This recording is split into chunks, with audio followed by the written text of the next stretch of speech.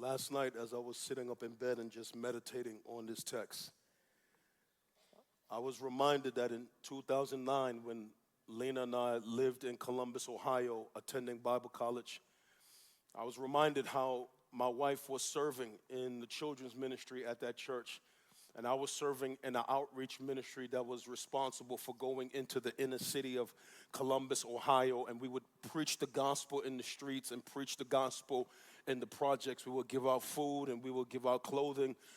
And there was a particular project in downtown Columbus that we sort of adopted. We have an affinity for this particular projects.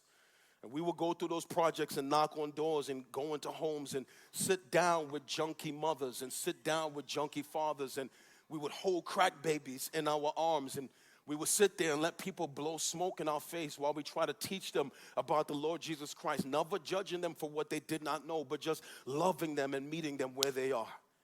And it was during that season that my team and I fell in love with a group of teenagers who became very dear to me. I don't know where any of them are today. They are probably in their 20s or 30s now. But I had a deep affinity for this specific group of teenagers who most of them had no father and some of them had no mother. And they were living in homes that were really ratty and torn. And the only time they felt life is when we would show up each week to just sit with them and love on them and listen to them.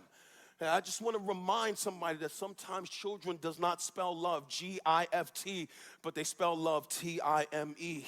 And what they wanted from us was just time, and we would just sit there and enjoy them and sit in their presence.